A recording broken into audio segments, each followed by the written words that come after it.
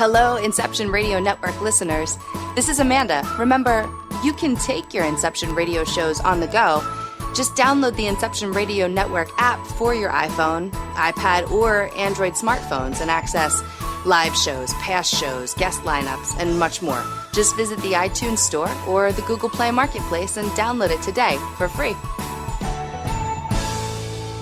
Go deep inside yourself and venture into the realm of the unconscious mind with my Meditating on the Kabbalah guided imagery audio CDs. Discover who you are and what you want in life.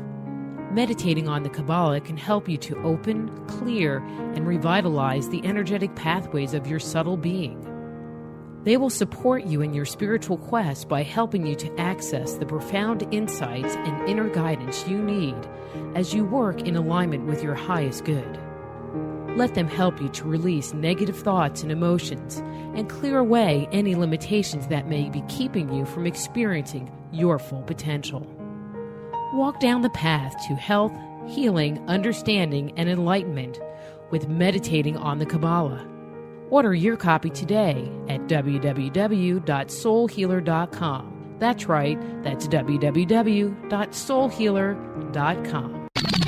You didn't forget what's coming up tonight, did you? Hi, Inception Radio Network listeners. This is Amanda. Never miss that interview you were looking forward to or the show on your favorite topic. Follow IRN on Twitter, I_R_N, and get reminders about the evening's live shows as well as fun and important updates throughout the week.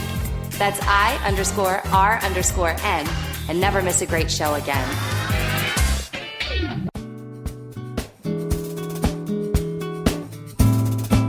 Hi, Bob Tarmac for MJ'sHealthyWay.com. Are you into vitamins, nutrition, meal replacements, health shakes, keeping your body in good shape, your internal engine going? Boy, do I have a perfect place for you. MJ'sHealthyWay.com. They offer the best service and products, and they'll tell you anything you need to know about any product they have to offer. I get all my vitamins, meal replacements, shakes from MJ'sHealthyWay.com. That's spelled MJSHealthyway.com. There's so much more at the website. Go check it out. MJ'sHealthyway.com.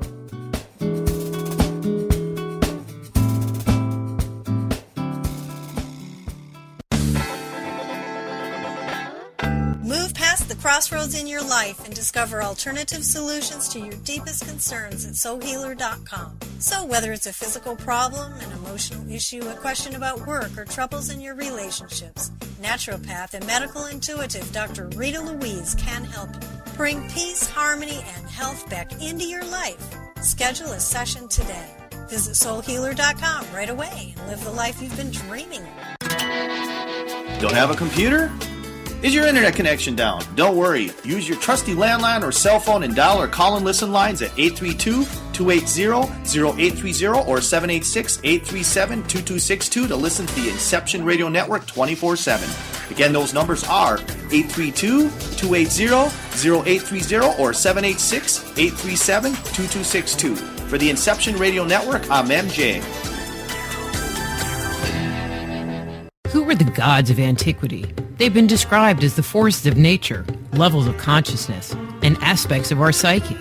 Stories that depict their incredible weapons, their flying machines, and their amazing adventures are characterized as being the product of our ancestors' fanciful imaginations. But what if the tales of the gods are true? Did the writers, chroniclers, and scribes of our distant past actually document a realistic view of our origin? My latest book, Man-Made, The Chronicles of Our Extraterrestrial Gods, looks at our most ancient legends. Learn of the torrid romances, elaborate plots, violent scandals, and conspiracies that played out in antiquity. Find out the role the gods played in the life and culture we have today. If you want to find out the truth of who we are and where we come from, order your copy of Man-Made today. For more information, go to www.manmadethechronicles.com. That's www.manmadethechronicles.com. Psst, are you looking for a cure for boredom? Never worry. IRN's new interactive website introduces a number of ways to pass time while you listen to your favorite show. Choose anything from the IRN chat lounge, the game lounge, video lounge, or the mood lounge. These fun, exciting features let you chat in real time with fellow listeners, view live skywatches, play daily posted online games, or pick a show based on topic. The choices are endless. Use your time wisely, keeping it all on IRN.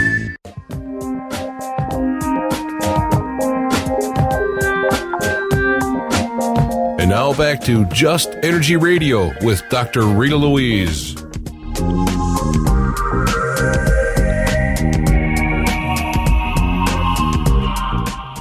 Hello and welcome back to Just Energy Radio. I'm your host, Dr. Rita Louise, and thank you all for staying tuned to the second hour of the show.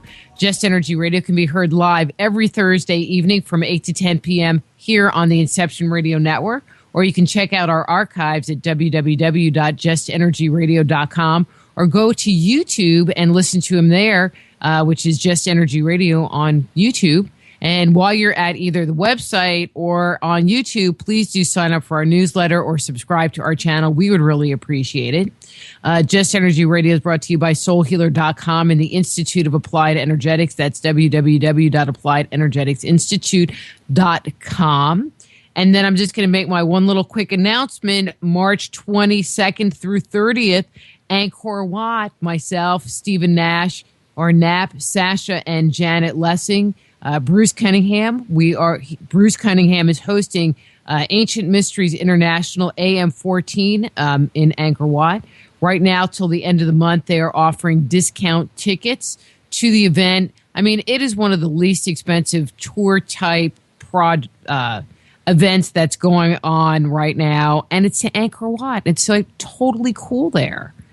Anyway, let's get back to the show, but really, ancientmysteriesinterntional.com, ancientmysteriesinterntional.com for more information. So in this hour, we're going to be speaking with Christopher O'Brien about the cattle mutilation controversy. Chris O'Brien has been a guest on hundreds of national and regional radio programs, including appearances on Coast to Coast AM. He has helped develop, supplied footage, field-produced, and appeared on 4 segments of the Paramount television program Sightings, has provided visual elements, and has and will appear in over 10 episodes of the H2 series program Ancient Aliens. He is the author of the books The Mysterious Valley, Enter the Valley, Secrets of the Mysterious Valley, and his latest one, Stalking the Herd. So please welcome to Just Energy Radio, the author of Stalking the Herd, Christopher O'Brien. Hey, Chris, how are you? Very good.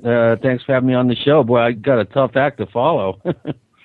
Well, hopefully you won't get abducted 2 or 3 times during the broadcast, and we'll be doing good. Yeah, Uncle Stan's always fun to listen to. Uh-huh. So, since you're new to the show, which, again, I am a little embarrassed. I find it a little hard to believe that you haven't been on before, but, we'll just keep moving forward. But maybe you can just share with the audience a little bit about your background, what got you interested in, ancient mysteries, UFOs, just the whole thing.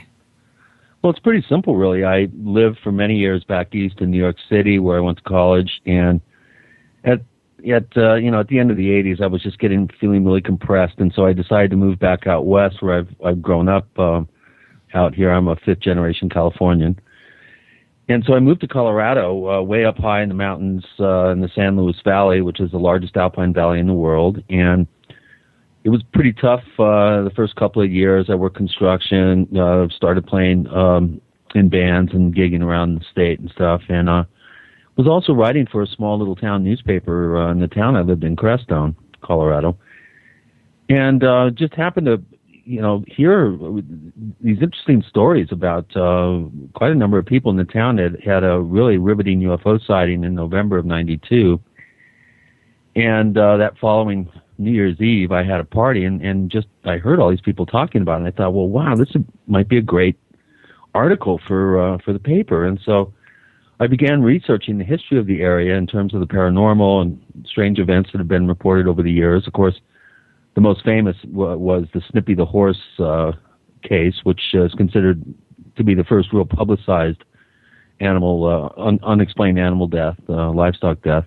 back in '67. But I thought all that stuff was pretty much ancient history. And over the 2 weeks that I was researching this article, I realized that this was just an absolute, I was opening up Pandora's box of a Disneyland of the paranormal, and I realized quickly that I had just incredible amounts of material and could write a book. And so I started working on a book right away, and that first article came out in January of '93, and within 2 months I was on national television. I still don't understand how all that works, but I guess I was in the right place at the right time, and I spent 13 years meticulously documenting hundreds and hundreds and hundreds of UFO reports, actually into the thousands, and investigated over 200 of these livestock deaths.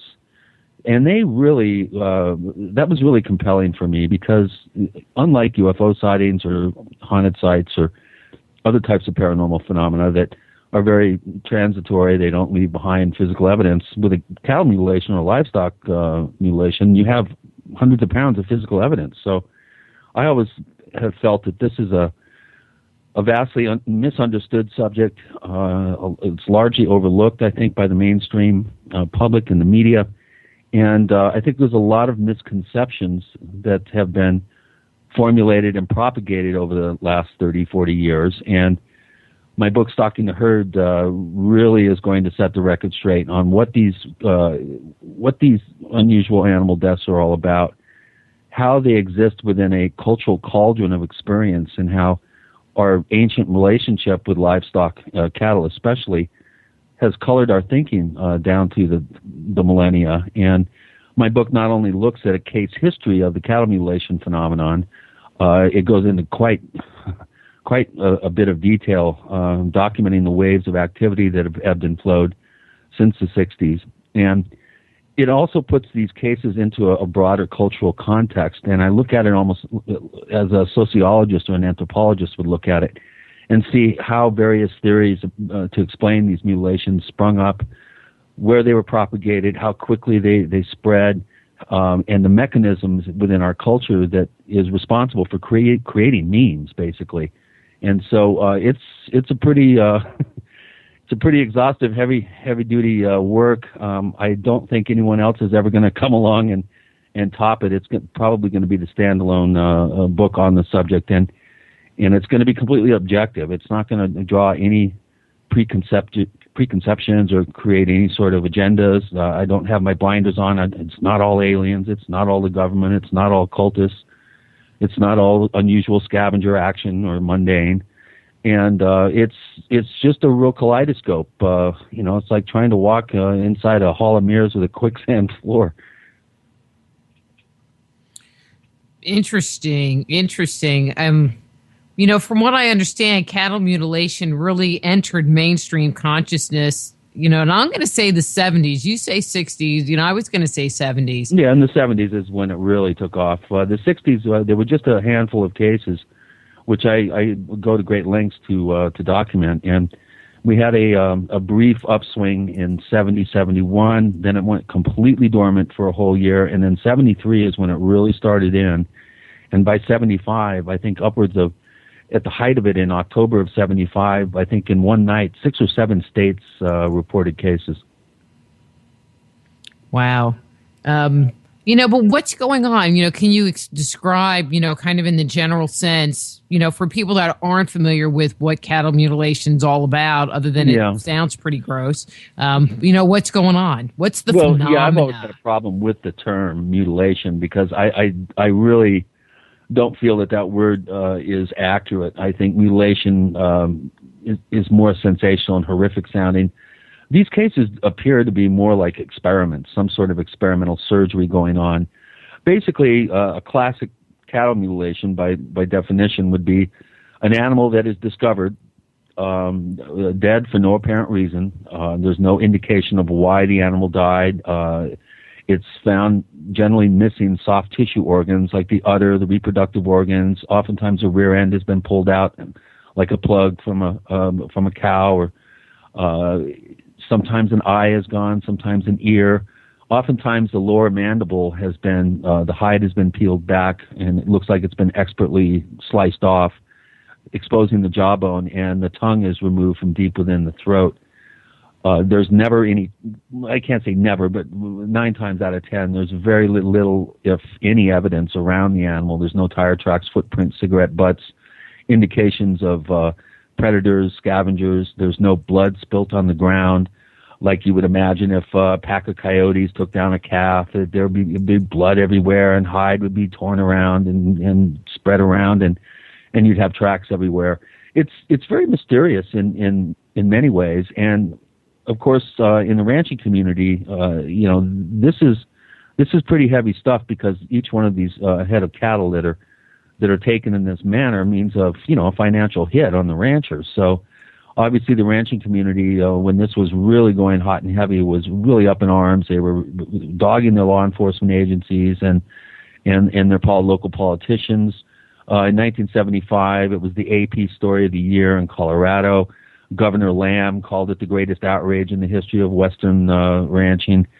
And it has a real kind of spookiness surrounding it. We've had cases where animals have been found, literally on the front porch of a ranch house, or found in the wrong field. Was taken from one locked field and found in another one, with no apparent way that the animal got from one field to the other. There's so many different cases that really show that the skeptics and the debunkers' assertions that all these cases are misidentified scavenger action, it's people not knowing what they're looking at, that you can explain all these cases. That absolutely is not true. And this book will, I think, put to rest any blanket one-size-fits-all explanation by the skeptical side of the equation. And it's very spooky, and it's interesting that the organs that are taken are the fastest regenerating tissues in the animal, and also harbor have the vestiges of the environment. The most recent environmental impact on the animal is found in the organs that are missing. And people often say, well, why do they leave the cows? Why don't they just take them? And my automatic stock answer to that, it's very simple. If the animal was taken, then it would be stolen. It'd be grand larceny. And then a police report would need to be filed, paperwork would need to be filed. If you leave it there, you have plausible deniability. And the rancher generally won't even report the case. I find that the stranger the case, the spookier the case, the less likely it is for the rancher to report it. It's only when the rancher sees like government helicopters or military-style helicopters around the ranch when the animal's discovered, or just after it's discovered, that kind of ticks them off, and they start to get angry that maybe the government is victimizing them. So those types of cases generally are the ones that are reported. Oftentimes, misidentified scavenger action is accidentally or erroneously reported as a true mutilation. There are many cases that are not true mutilations, that are actually the effect of birds, magpies, ravens, even raptors. Unusual scavenger action can appear to the amateur eye to be high strange in appearance, and even an animal vet at times can have a problem discerning whether a case is high strange or not. Only a veterinary pathologist is trained to the extent that he'd be able to determine the cause of death and subsequent disfigurement. In these cases, well, I'm kind of going to shift it here. I mean, do they find the same thing has happened to other animals, dogs, sheep, goats? And then somebody put something in the chat room about human mutilations, which I really don't want to think about, but I'm even going to throw that out on the table as far as other, that have the same characteristics that you find in the cattle mutilations. Yeah, the first documented outbreak of unexplained livestock deaths and disfigurements that I can find is from 1605 in the shires around London. During the early days of the reign of James I, hundreds of sheep were found mysteriously slain, bloodless, with various body parts missing. Sheep, pigs, goats, horses, deer, elk, bison.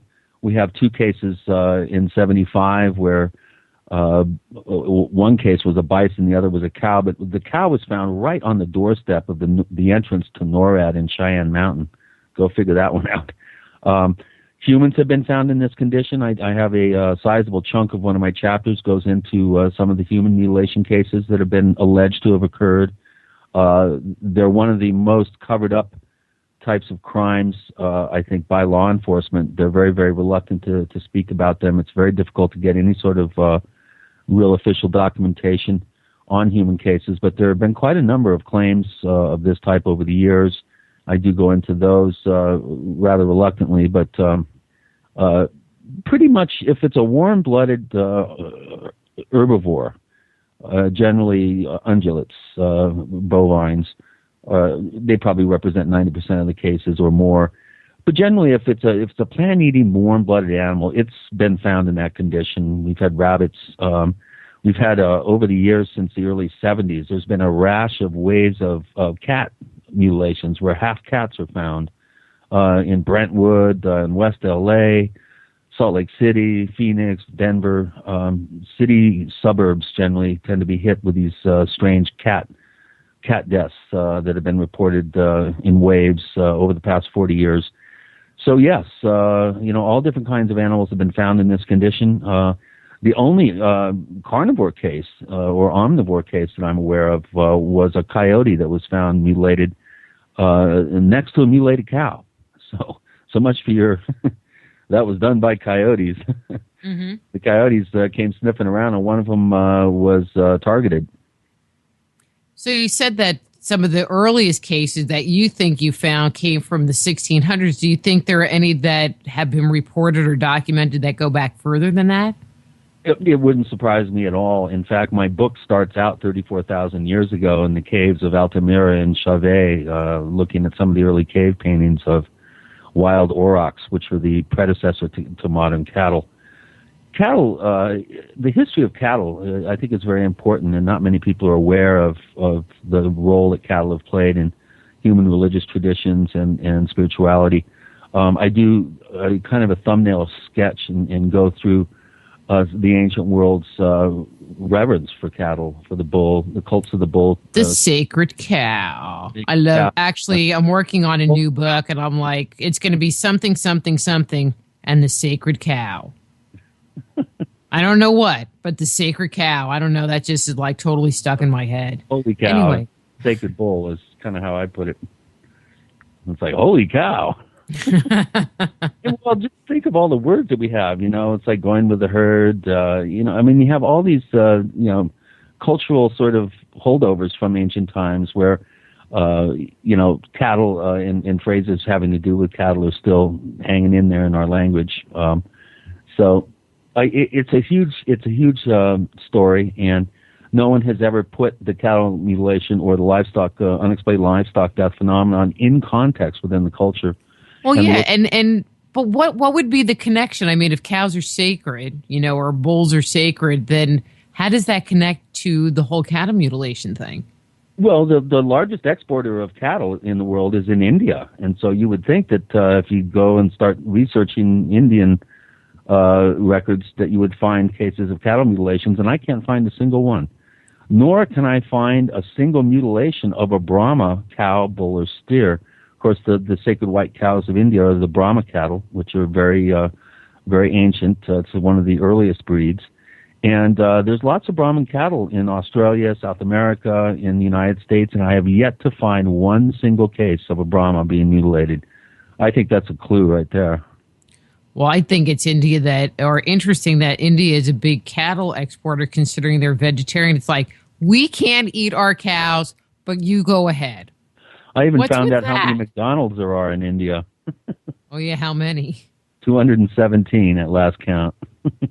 And none of them serve beef. Well, I was going to say, man, whoever eats there is totally going to hell, or wherever you go in India. But they have like McAloo and McPaneer, and they have specialty dishes for the Indian audience, Indian market. I wish they'd serve those over here. It'd be a lot healthier. No kidding. But I bet it would be good, too. Yeah. To our nasty American palate. But, getting into the whole industrialized beef protein subject is another whole ball of wax. Well, but it's just saving more, eat more chicken, eat more beef, whatever that commercial is. I love those Chick-fil-A billboards with the cows riding, eat more chicken on it. Actually, yeah, the whole the industrialization of beef and how beef cattle have been bred is very interesting. Did you know, Rita, that every single cow, bull, or steer on the planet, 1.37 billion of them, all have evolved from 80 animals in a single herd in northern Iran 11,000 years ago? Okay, so is that information in your book? Yeah, all that. I didn't know. Well, see, because I really am into the whole historical thing, and said no, I did not know that. Yeah, but it doesn't study. surprise me. Yep, all the cattle on the planet are related and go back to a single herd of 80 animals in northern Iran, about 10,500 BC. Does it? Well, I mean, it seems like everything started around 10,500 BC. You know? Right. Well, that's imagine. That's kind of the point, what right? they domesticated was a 10-foot, tall at the shoulder auroch, a wild animal, and it's interesting that probably right in the same region where they first domesticated cattle, they first were able to contain these animals. It's also where they first started brewing beer and making wine. So I guess it took a little extra fortitude to go tackle that big old 10-foot tall wild beast. He doesn't look that big, Og. But going back to the cattle mutilations, if there's an attack, I'm not really sure what you would call, an episode. Is it usually just one animal being affected, or have there been situations where multiple in, one field have been victimized? Yeah, as many as 6 to 8 have been found in a single event. I have one rancher down in Costilla County, Colorado, in over a 2-week period in October 1975. He lost 49 head, either shot, stolen, or mutilated in 2 weeks. A lot of these waves, when they begin, they start with people reporting animals disappearing, generally pigs, actually.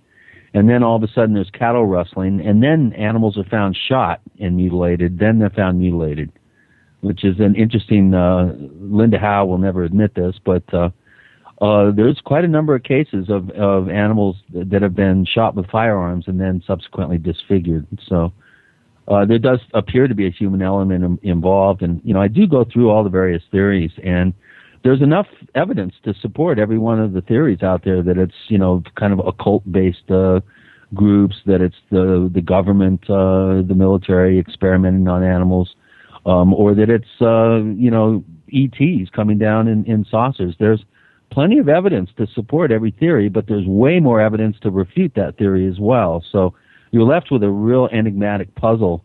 That's why the subtitle of the book is Unraveling the Cattle Mutilation Mystery, because it's definitely it's a real head-scratching puzzle box. So even in everything that you investigated, you weren't able to come up with any kind of conclusion? Because I've heard about the choppers, and I've heard about where the certain cattle were marked with some kind of fluorescent, glow in the dark, but invisible to, except to black lights kind of paint. Yeah, it was infrared or ultraviolet fluorescent paint. Yeah, that was on the Gomez Ranch in 78 in Dolce. But that's only one case. I mean, that's a standalone case that was found. We've never been able to duplicate those results and show that the animals have been marked for capturing them or running them down from the air later. Well, and I had Edmund on the show, so that was where I heard that one, and it was like, well, that's kind of interesting. So that is not a typical thing that happens. That was just what happened in his case. Yeah, and I think each region of the country features different kinds of cases at times. We're dealing with multiple groups involved with multiple agendas, and they're all piggybacking those agendas on the other agendas. And some of these cases do appear to be very possibly human perpetrated. Other cases are extremely high strange and are much harder to explain. Other cases appear to be sloppier. They appear to be red herring or copycat type cases. So there is no one-size-fits-all answer for this. I think the agendas behind some of the motivations have slowly shifted over the years. In the 70s, I think we saw more animals that were being targeted around uranium, where we utilize uranium, nuclear power plants, weapons enrichment facilities, uranium mining fields. Downwind and downstream tended to be areas of high incidence. Then in the 80s, it seemed to kind of morph into more of a bacteriological weapons testing, possibly looking for mad cow disease in the food chain, I think is a major component to this that you don't hear very many people talk about. So then in the 90s, we were seeing animals that appeared to have been cooked from the inside out, like with microwave radiation. And so there's been kind of an ebbing and flowing of possible motivations to be, perpetrating these crimes. But the underlying fact is that you can't escape the mystery helicopter. Some investigators say, well, they're UFOs masquerading as helicopters. Well, I think Occam's razor would suggest that the simplest explanation is generally the one that fits. And if it looks like a helicopter, sounds like a helicopter, and has a downdraft and motor and rotor sounds, or even if it's silent, but it's flying around, chances are it's going to be a helicopter and not some cloaking device making it look to be like a helicopter. So it is very complicated. I do attempt to show how different cases tend to suggest different possible explanations behind the rationale to do these animal killings and disfigurements. I think it changes. There's now one investigator now has come up with a theory that most of these cases occur between the I think he said the 36th and the 38th latitude line. And it sounds good on a TV show, but there's no evidence to back that up. We've had cases as far north as almost the Yukon and the Northern Territories, and as far south as southern Argentina. So, and what about all the cases in Australia? So, I don't think there's any real hard, fast rule about this, except for a vast, vast majority of cases occur after the last frost and before the first frost. So it's a warm weather above freezing phenomenon that usually begins in the spring and will peak in the spring months and then taper off towards the heat of the summer and then kick back up in September, late August, September, and then peak around October. That seems to be. So they only like good weather, and never happens on rainy days. I think part of it is if they do these cases in the winter, and there are winter cases. Don't get me wrong. There's been dozens and dozens and dozens of cases during cold months, even cases that have been found frozen. The animals stay pristine. So if you have a cattle mutilation and you have the money, you can take it to a veterinary diagnostic laboratory or a crime lab, and you can have them work on it because the animal's been refrigerated and it stays pristine. During the summer months, let's say, animals will stay pristine for maybe a day. And oftentimes these animals aren't found for a couple, 3 days, and by the time you find them, you're not going to be able to get any real quality, post-mortem necrotic, necropsies and testing. But if humans are involved in this whole process, why are they doing it? Is it because they're using the animal tissues to test for environmental stuff? Yeah, that's one theory. That they actually make sense to me. The tissues that are often excised, most often excised, are where humans develop cancer most readily, for instance.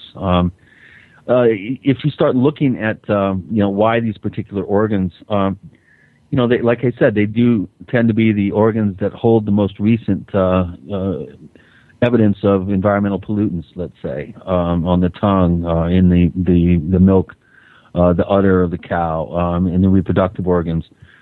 These are, again, the fastest regenerating tissues in the animal. And they're often the first place that predators and scavengers will attack to get into the body cavity. There's been a lot of misconceptions that have been promoted over the years about these cases. Often you hear the phrase "drained of blood." Well, I don't know how many times I went out and the rancher said, look, they drained this animal of blood and fluids. And I just take a couple of guys and we turn the thing over and whoosh, there comes all the blood and fluids that had pooled up in the, in the lower part of the body cavity. Gravity, has drawn it all down to the bottom of the animal so you can't see it. Oftentimes these animals are disfigured after they die. We've had cases where nicotine has been found, PCP, mescaline in one case in Arkansas was found in the blood. We've had animals that appear to have had most, if not all, of the copper removed from the blood. We've had animals that have had potassium chloride found in the ocular fluid. Animals that have brains gone with a dry brain case and no membrane within the brain case and no break into the skull. There was one case down in New Mexico in the mid-'90s where the animal's spinal cord had been taken out with no break in the spine. There are some very, very unusual cases where strange craft have been seen. Of course, the famous 1973 abduction account of Judy Doherty north of Houston featured her bilocating as she was standing by her car up into the ship and seeing them, the aliens mutilating a cow on the table. Of course, that information was gained through hypnotic regression, so in many people's mind that would be suspect. But there have been enough cases with strange UFO sightings, and even entities have been seen. There's cases that have been associated with Bigfoot. There's cases that have been associated with groups of hooded figures that appear to be occult practitioners. It's pretty bewildering when you really get all the databases coalesced together like I've done and put all this information together and do it in a timeline.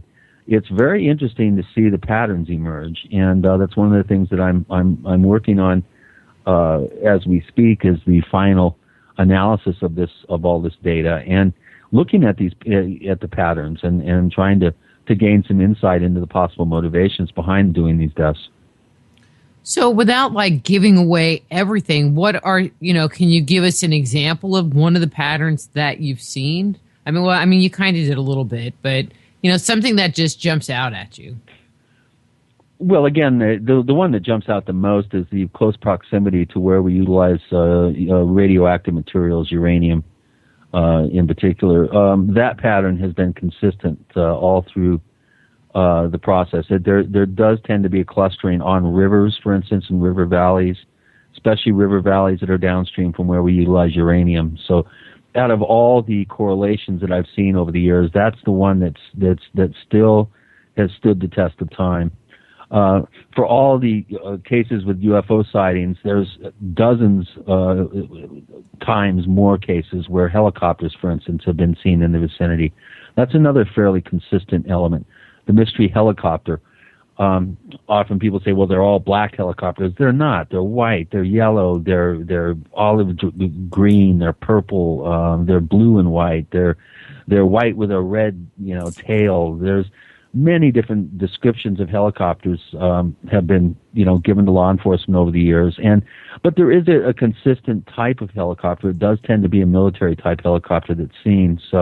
Or military style helicopters. And this is another fairly consistent element that we've seen over the years, that these helicopters tend to be associated with cases, and we're up around 350, I think, closer to 400 helicopter sightings at last count that have been reported in and around these areas of mutilation activity. When you start, if you were to classify them as ones that are suspected aliens, or these helicopter ones, or these other ones, are the helicopter ones the most consistent description, or is there something else that tends to be up in those kind of numbers as well? Well, again, it's really more of a case-by-case basis. Another consistent thing that we see is that these animals are cut with a sharp implement, not, the pop culture view that these animals are being cut by lasers and the wounds are cauterized. Those types of cases are fairly rare.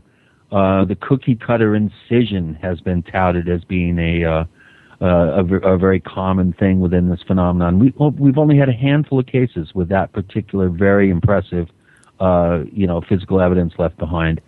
Out of the number of cases that I had tested, only 4 came back possibly with high heat as a cutting agent, and only 2 were conclusively proven to have high heat as a cutting agent. So these cases do exist, and they do occur, and you do find those types of that type of forensic evidence left behind. But for the most part, these are sharp scalpels or sharp cutting implements, very, very sharp knives or scalpels that appear to be used on these animals. And whoever is doing this is very, very proficient at it.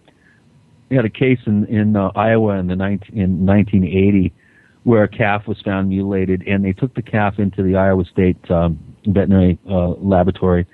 And one of the top pathologists, veterinary pathologists in the Midwest, attempted to duplicate the cuts on a freshly killed calf, or a calf that had died and was on the table next to the mutilated calf. And he tried to duplicate the wounds. And to get the tongue out of the deep down the throat by the esophagus, he said was extremely difficult. And he is a world-class, livestock surgeon and animal surgeon. He had a very, very difficult time duplicating that, but he was able to. So most of these cases can be done by a very, very skilled person wielding a scalpel or knife. I don't care what other investigators say. Magpies are extremely proficient at carving out the rear end of a cow. I saw a case, evidence of a case in South Park, Colorado, the famous South Park. I actually was the one that inspired those guys to do the South Park episode on cattle mutilations. They attended one of my lectures when they were in college. But this case in South Park, it's a perfectly circular coring out of this calf, and it was done by birds. So insects are an often overlooked possible scavenger that most people aren't aware of. The types of damage that a bloom of maggots can do, for instance, blowfly maggots. It's a very complicated subject. I've had to become fairly proficient and up to speed in quite a number of scientific disciplines. At least know the terminology. I have worked with scientific organizations and law enforcement investigators to try to get to the bottom of this, and there's a lot of misconceptions out there because a book like this has not been written prior to this. Certain people touting their own personal opinions and agendas, trying to place culpability on a single party, for instance, it's all aliens. They've kind of run roughshod over the facts, I think, in many ways, about this mystery. And this book, I think, will finally look at this whole thing, not only objectively and from a very front-loaded perspective, but also place the mystery within the context of cattle and their relationship, symbiotic relationship with humans. This is just so fascinating. I mean, I never realized that there were so many misconceptions or things that people heard on TV or some stories that weren't really, I mean, I don't want to say that they weren't true, but they weren't the whole enchilada. But, yeah, exactly. Well, you can't just take, for every single theory that someone can propose to explain these cattle deaths or livestock deaths, I can come up with way more evidence to win any debate to refute that particular theory. So I think they all have validity. I think they all deserve the same amount of scrutiny and the same amount of judiciousness in terms of looking at them objectively. I don't think one answer can possibly explain all these cases. It's not possible based on the evidence that we've been able to amass over the last 40, 50 years. The body of evidence speaks very loudly that this is multiple groups with multiple agendas involved here, all piggybacking their agendas on top of one another. And I think it's very ingenious in the way that this whole thing's been set up. And like I said, the higher strange cases, the most important ones, the really bizarre ones, are the ones least likely to be reported by the rancher. In these different cases, I mean, if looking at pictures or asking questions, I watch too many cop murder mystery type shows on TV, and one of the things they talk about is, that a killer will have a signature.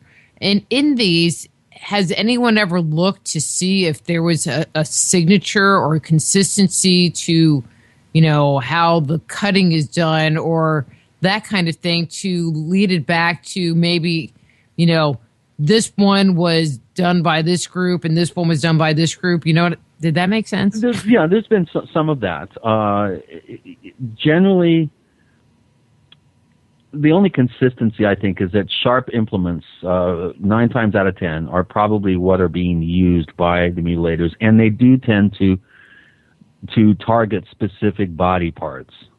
I mean, there's real consistency there. And besides those two things, there was one law enforcement theory in the mid to late 70s that was only the left ear and the left eye, and the animal was always lying on its right side, and for a while they were getting cases that were like kind of proving that out, and then all of a sudden it all became the opposite.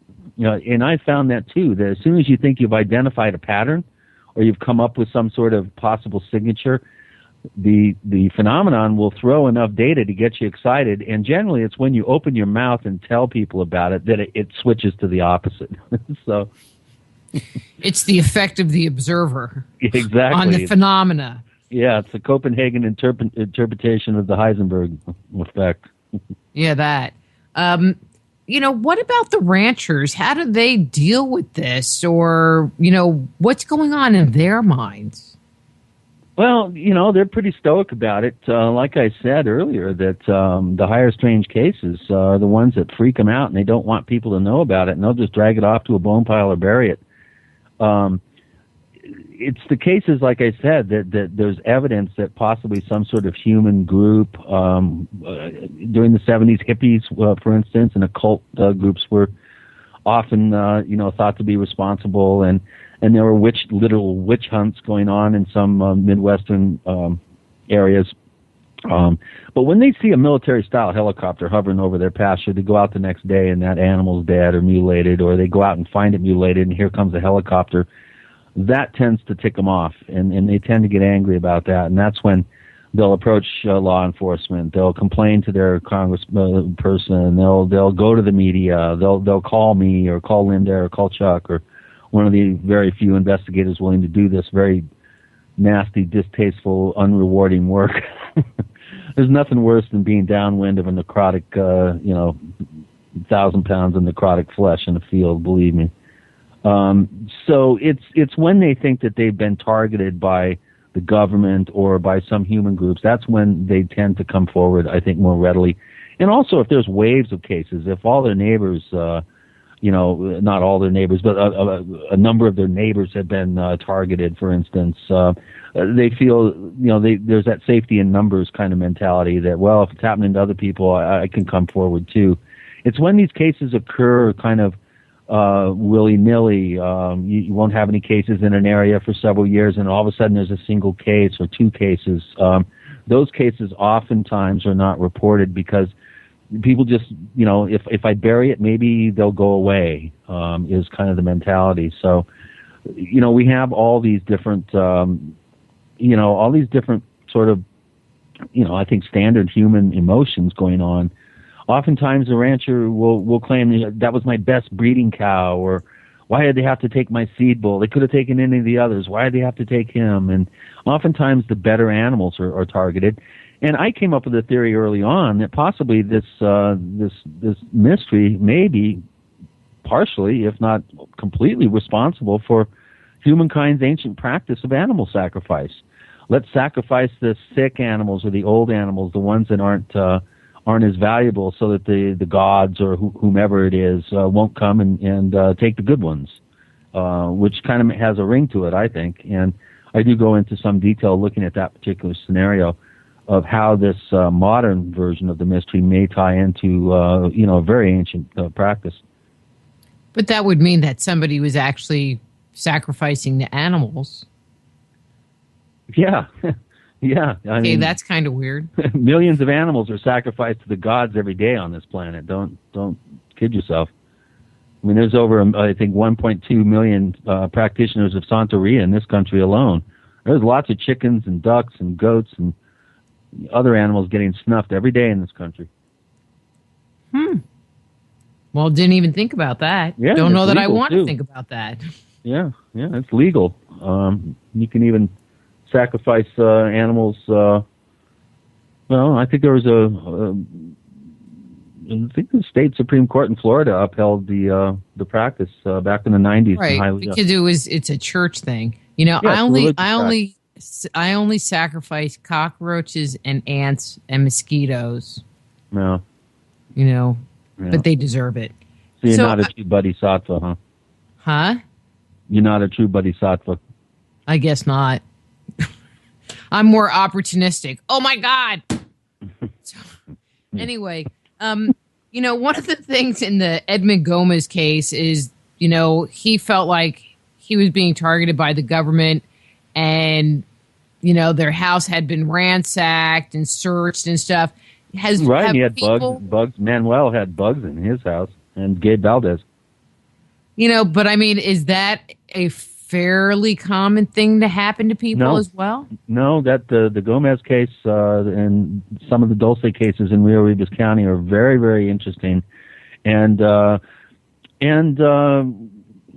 kind of unique, I think, in many ways. The whole Dolce area, I think, is very unique, and for all the other reasons that you don't hear about. You know, this popular misconception and the mythos behind an alien base in Dolce, it to me is laughable. What's probably going on there is you have vestiges of radiation that are probably leaking from clandestinely buried nuclear waste on the Indian reservation. That's my theory.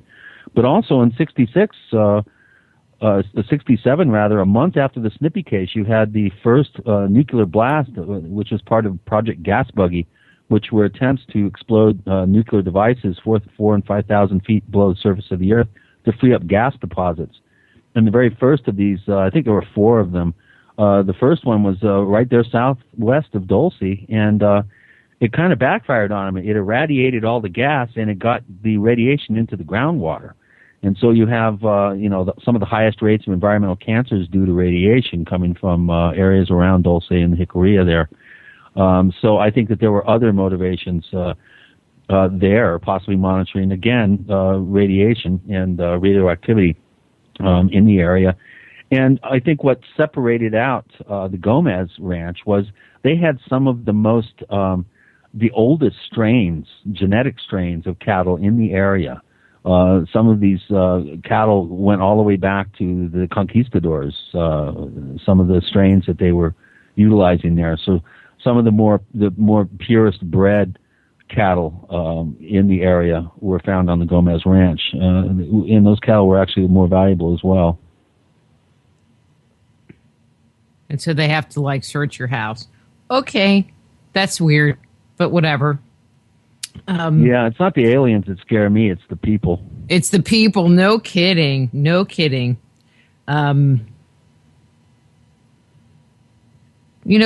one of the things, and I'm just going to throw this in, is that there have been people that talk about, with that case in particular, that there were ties to the whole underground base in Dolce and blah, blah, blah. What do you think about that whole line of thought?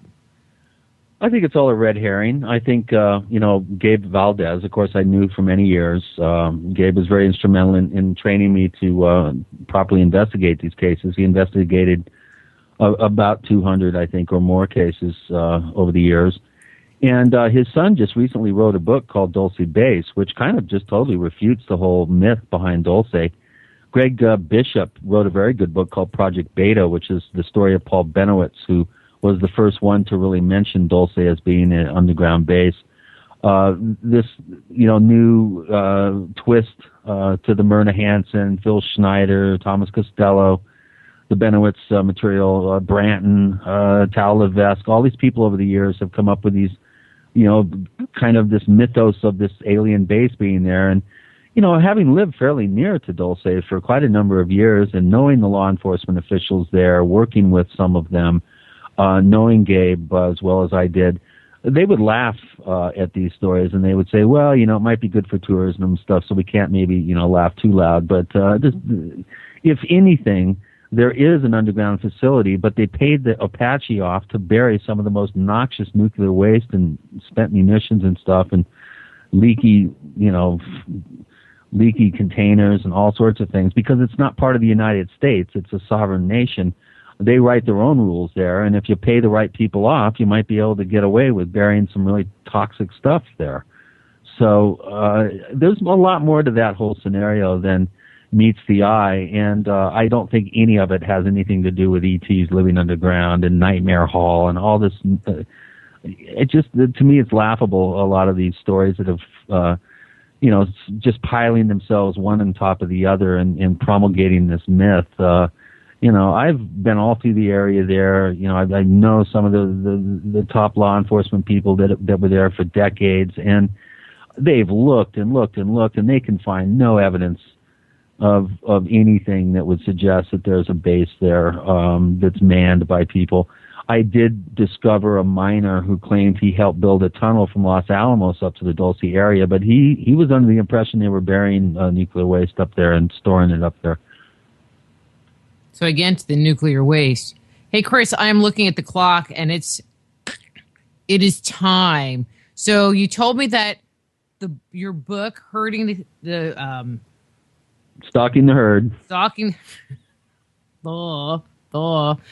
the Herd is not quite out yet. No, it's not, and I really shouldn't be talking too much about it until it is out, but it's being edited right now. I'm putting the final touches on some of the last chapters of the theorizing, and it's being edited as we speak, and I do hope to have it out here before the holidays. So, I mean, it's definitely going to be worth the wait. It's quite a hefty undertaking. It's going to be quite a large book. Okay, well, let me ask you this question: can they pre-order it on Amazon? They can. It's been up for pre-order for a number of months now, and it's doing quite well, I must say, in the rankings. A lot of people are really interested in this subject. I've heard quite a number of people tell me that they've been waiting for a book like this for 30, 40 years. It's a long time in coming, but it's definitely gonna make people sit up and look at this whole thing with a different pair of glasses. Cool. Thanks so much for coming on, but I know the music's going to be coming up, and I need to get going. Well, thank you. And, everybody out there, tune into the Paracast, paracast.com, my radio show every Sunday. And my website is Our Strange Planet. You can go there and keep up to speed on what's been going on, or you can catch me on Facebook. And thanks again, Rita, for having me on. Look forward to being back maybe. Okay. Sounds good to me. Yeah, you should have me on your show. There you go. That would be fun. Good idea. Okay. Quid pro quo. Yeah. All right. You have a good night. Okay, very good. All right. That's Christopher O'Brien. His webpage is ourstrangeplanet.com. His book, Stalking the Herd. And next week, we're going to be speaking with Heather Lynn. Our topic is Searching for God in Ancient Man. And so until next week, I'm Dr. Rita Louise. This is Just Energy Radio. Be blessed.